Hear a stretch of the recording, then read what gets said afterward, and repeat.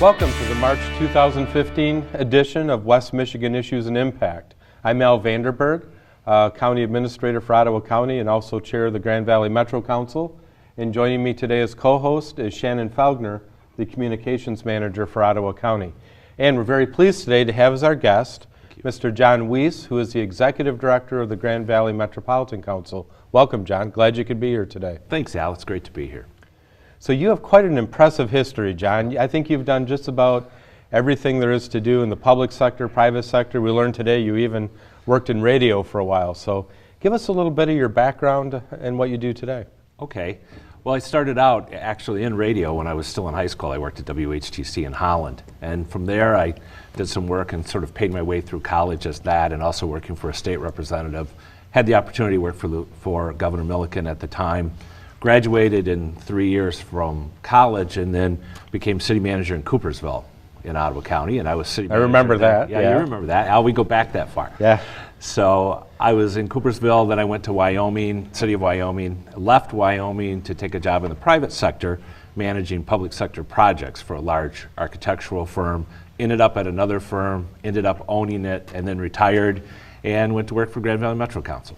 Awesome. So both a foot in public and private sector, township supervisor, chaired the road commission in Ottawa County for 15 years as well. Wow, that's great. Now you're at the Grand Valley Metro Council. What is the council? What does it do? Tell us a little bit about that. Shannon, the Metro Council it's really four things. It's the only organized council of governments in the state of Michigan. We have 36 members from West Michigan who work together on all kinds of different things. Working together, collaborations, cooperation. I tell my mother what I do is I'm the executive director of the United Nations of West Michigan. Inside that, we have other functions. We're the Council of Government, we're the Metropolitan Planning Organization for Kent and Eastern Ottawa County. Sort of the tagline for that is we bring in $70 to $80 million a year in transportation dollars from the Federal Highway Administration, comes through us to local governments in Kent and Eastern Ottawa County. We also have an environmental group, and the environmental group is 22 members that go from the lake shore, Ferrysburg, Grand Haven, Spring Lake, all the way to Ionia along the Grand River, working together to meet DEQ requirements, to improve water quality in the Grand River, and that's their focus, among other things. And then we have a group called Regis, which is the regional GIS system, and we have 19 members of that. We're the computer programming, the computer staff, data managers for 19 governmental units. Wow. So today we're in Muskegon. We're at Muskegon Community College, and as Ottawa County Administrator, I know we have 3 of these agencies that the county interacts with. Tell us a little bit about how Metro Council is similar to the West Michigan Shoreline Regional Development Council that kind of straddles Ottawa and Muskegon counties, and then also maybe the Macatawa Area Coordinating Council that straddles Allegan and Ottawa counties to the south. Well, in some ways we're very similar. We're all 3 metropolitan planning organizations. So each of us has responsibilities in our areas for transportation planning, transportation funding. The MAC in Holland, the Macatawa Area Coordinating Council, they're an MPO, plus they have an environmental program. It's not as large as us, it's focused on Lake Macatawa and the Black River. And then in Muskegon, they also have an environmental program, and they're a regional planning agency through the federal government, through the EDC, overlooking planning in a large area to the north. So we're similar, and yet we're different, doing different functions. Okay, great. The Metro Council is the leader of the governor's RPI, Regions of Prosperity Initiative for West Michigan, which is 13 counties. How did this project come about? And I know the viewers will be able to see the spaghetti map. Yes. And okay. then the map that kind of followed after that. Okay. Well, Al, you at one time were chairman of the West Michigan Strategic Alliance. And some of the work that the Strategic Alliance did was to really look at West Michigan as a region. And the governor's very strong on the regions that we have in the state and the work that we do. So the spaghetti map that you define is a map that your organization through the Strategic Alliance first came up with, and it showed in our 13 county area we had 85 state boundary lines for different service areas. So you could live on one side of the street and have one person from the Department of Agriculture represent you, and be opposite side of the street at another farm and have another person in another office. So it was very diverse. And state government, with 85 boundaries, people really didn't know who they went to. Also, our economies are sort of organized around these boundaries. So the governor said, let's rewrite state service areas, and let's empower locals in local regions to do what they think is important on economic development. So from that, the 85 boundary lines became a 13 county region, and now, about 9 months actually after the governor first proposed this, all state government organizations are in line following the same boundaries that our local initiative are. Just kind of amazing as an aside. It's truly when amazing. You think of how bureaucratic and huge state government is, the fact that they made a transition like that. Well, there was phenomenal changes that occurred, like the Grand Region for MDOT, Michigan Department of Transportation, had 7 counties. Now they have 13. They had to reorganize. Now you think of all those personnel, all those snowplow routes, all that maintenance, all those buildings into one 13 county region. Wow. So it was a big deal. Yeah. So you alluded a little bit to the process of how this Prosperity Initiative was implemented. Expand on that maybe, and tell us more about the players in the Prosperity Initiative and their roles in the group. Sure. Let's set aside the state effort that I sort of just described, and let's look at what's happening regionally and locally. Yeah. So the governor said, we want to promote each of the regions in the state. And to get a feel for our region, it's 13 counties. It's roughly the size of the state of New Jersey. There's 130 miles of shoreline, and then it goes inward 75 miles. There's 421 governmental units in that area. 17 universities, 70,000 college students, as an example, that are in that area, that are living and working in that area. It's 1.5 million people. So, but there's a lot of similarities, and a lot of the things that we do, the regional airports, the shipping, all of those sorts of things, the agriculture that we have throughout the region, which we were organized. So the governor said, okay, West Michigan, we'll say 4 of your agencies, and the 4 agencies were the West Michigan Regional Planning Commission, the Grand Valley Metro Council, the MAC in Holland, and the Shoreline Development Commission. You 4 are all grant qualified. You can file for a grant to develop a regional strategy for prosperity or for economic growth. Well, the 4 of us, the managers of those 4, Dave B. and myself and Aaron Kuhn and Steve Boltice, got together and said, why in the world would we ever write a competitive grant to compete against each other to work collaboratively? So we'll write one grant for the entire region. So we did, and it was awarded last year. And part of our grant was we were going to develop a 26-person steering committee. And there were target folks that had to be in this. The workforce development boards, adult education, higher education, K-12, regional planning. So we just turned to the associations in those areas and said, bring us some people, bring us some names. We're not going to pick. This isn't going to be dictated. Metro Council, Grand Valley Metro Council is going to receive the grant, manage it. I would chair it, but let's see what comes out of it. And everybody has an equal say. And we did, and we formed a steering committee, and we started meeting, and in 9 months we wrote a regional prosperity plan, had about 600 people in the region participate, had a meeting in last year in March in Grand Rapids at the Governor's Economic Summit, and there were 180 people at that meeting from throughout this 13 county region, and we said to those folks, we want to take our money that we get and we want to put it back into the communities. So let's develop some projects of significant importance regionally, significant economic importance.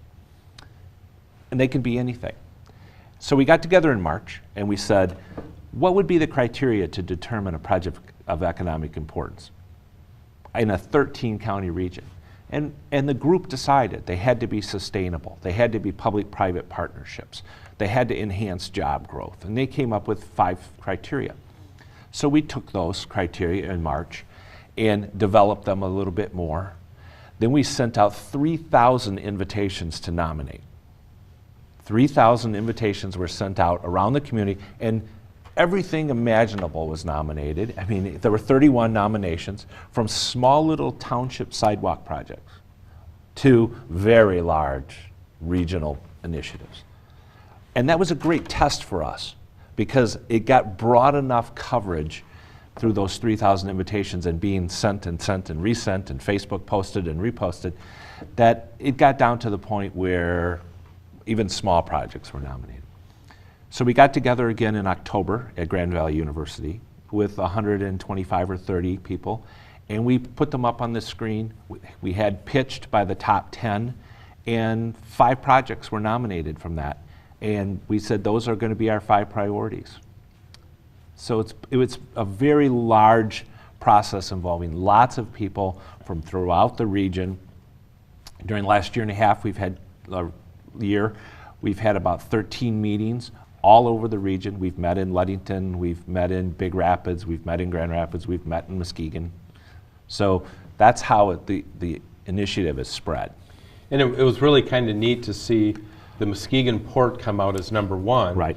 Because obviously the natural suspicion whenever you involve Grand Rapids and Kent County is that it's all going to be about them and everybody else is going to be secondary. I think you did some just some great things to calm everybody down. I mean, you invited people to a social gathering up north, outside of Grand Rapids, and I just think it helped bring people together.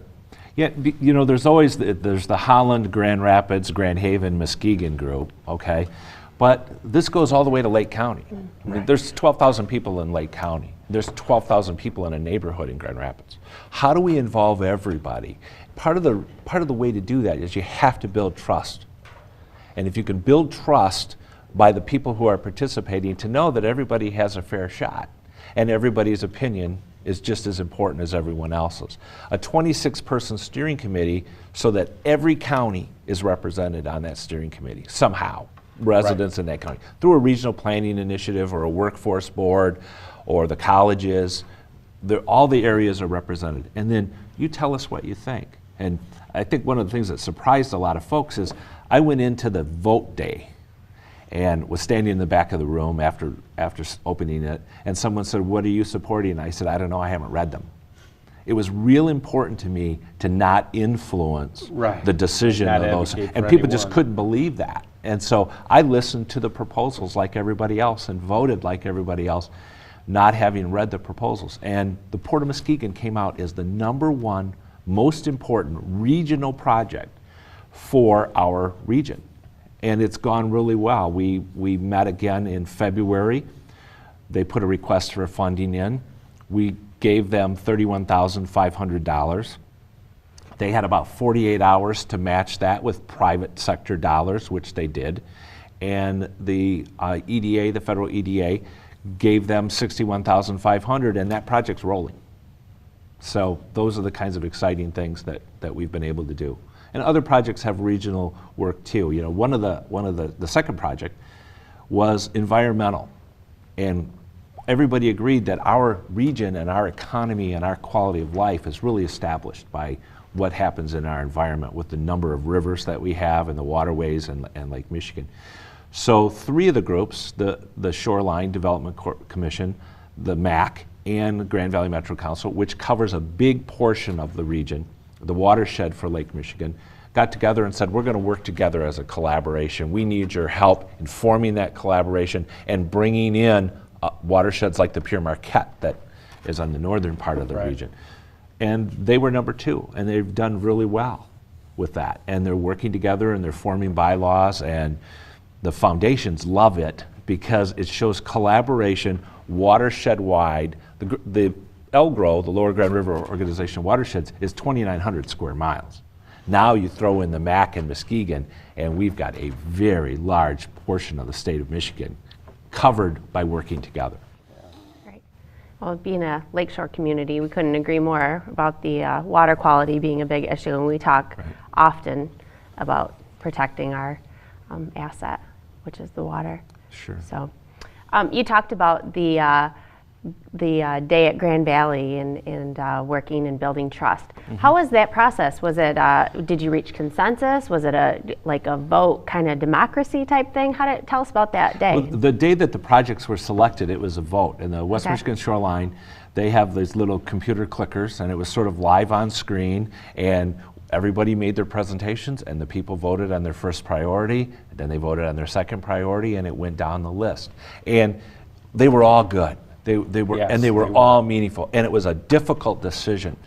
But it's interesting when you hear like the Port of Muskegon and you have manufacturing in West Michigan, in Kentwood or in Holland or in Allegan County saying that's important to us to be able to find another way to ship our product. And then agriculture through huge port, it's the second largest industry in Western Michigan is agriculture. And the agricultural community saying we can ship our blueberries or our sugar beets or we can ship our corn. Now Muskegon has gone on and they're developing relationships with other ports like Cleveland, which has a direct one way to Europe. And so all of those things are being fostered through this regional prosperity initiative. And it's growing and growing and growing. But the important thing was everybody was heard. Everybody had the opportunity. There was lots of publicity about the ideas and what was coming forward. And then people just voted and selected what they thought were the most important projects.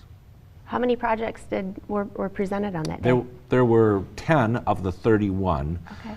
and then there were 6 that were selected, and one of those has since changed direction, so there are 5 priorities now for our area. You know, things like the importance of internet. You know, we're on a television station today. We're sitting among all this technology, yet there are parts of our region that don't have an internet connectability. I was stunned by that. Yeah. I mean, because we're up to about 97% in Ottawa County. Right.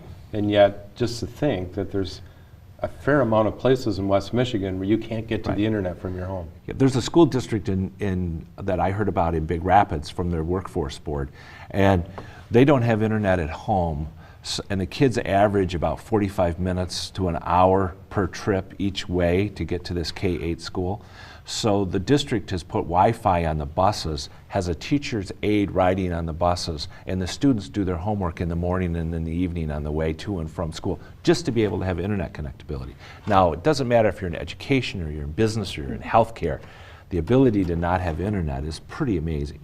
And yet it's pretty widespread. So work was already being done in some of our counties, and the Regional Prosperity Initiative allowed the same work and the studies to be done on the rest of our counties. So we're funding actually work for 5 counties. Wow.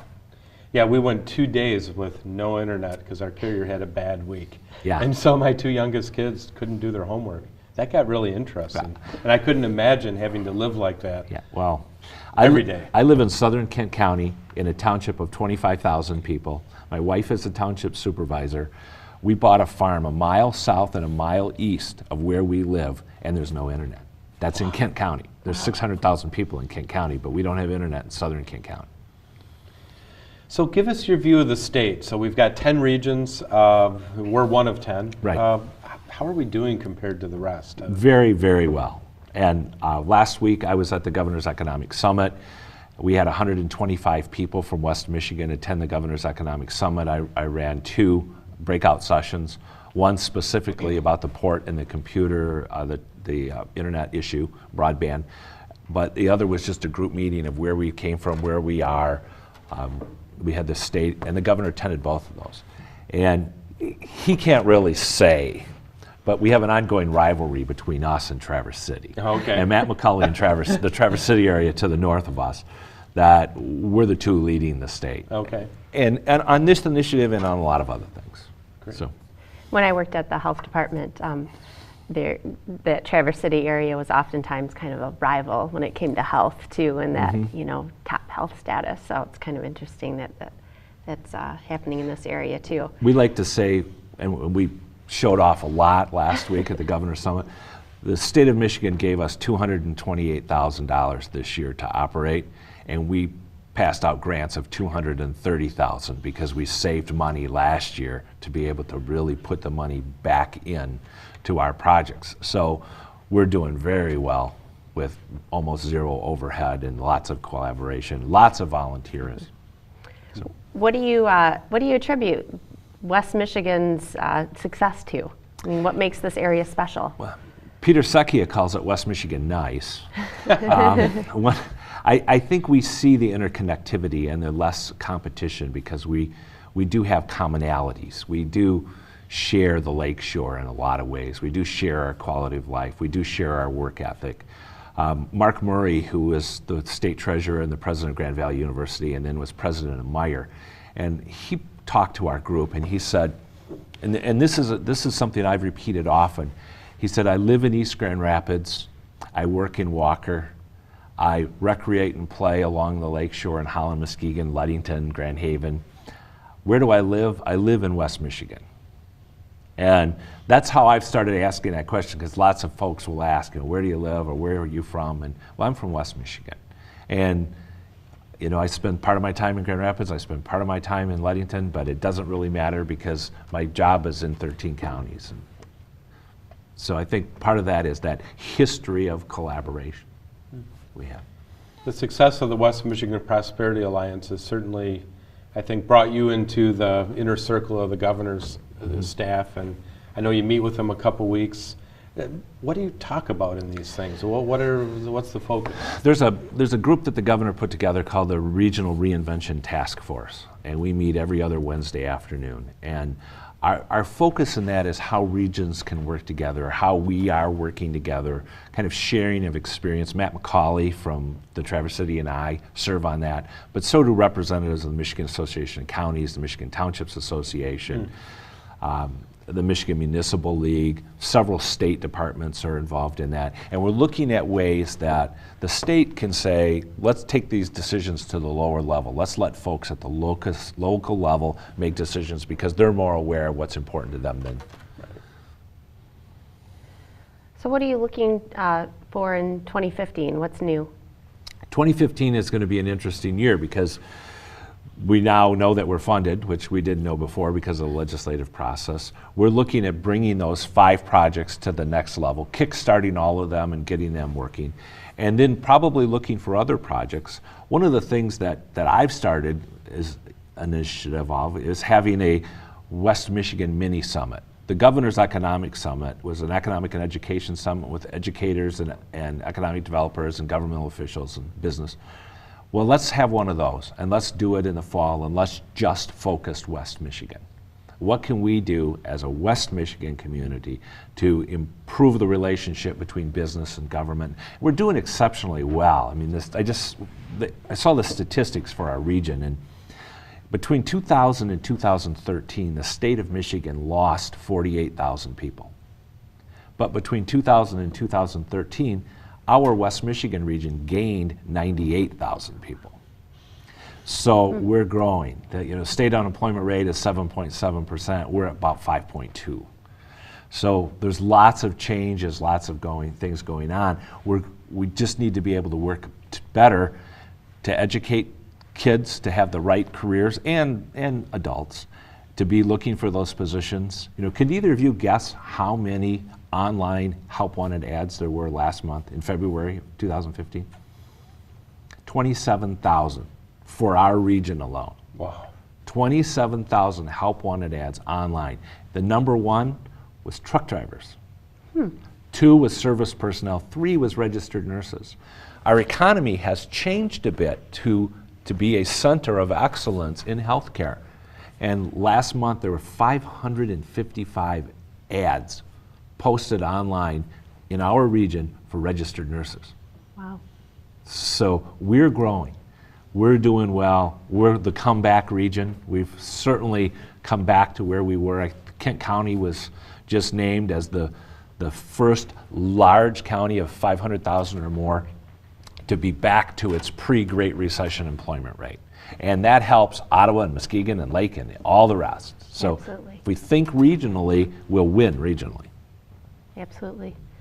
Great metro area to be neighbors to, Yes. Kent County. Yes, This is a huge undertaking, it is. and it seems like a lot of herding of cats with over 400 governments and all the different players in education and economic development and the rest. I guess, how do you ultimately define success of this, and what are some of the roadblocks that remain? You know, that's one of the things. The governor is very data-driven. So I can throw all the numbers that I just threw at him. And I prepared a 3-page briefing statement for him. What we often forget is the journey. We like to measure things in terms of data that's measurable, but it's not as sometimes as important as the journey. I, representing the Grand Valley Metro Council, have an excellent relationship now with Aaron Kuhn, who represents the shoreline in the Muskegon area.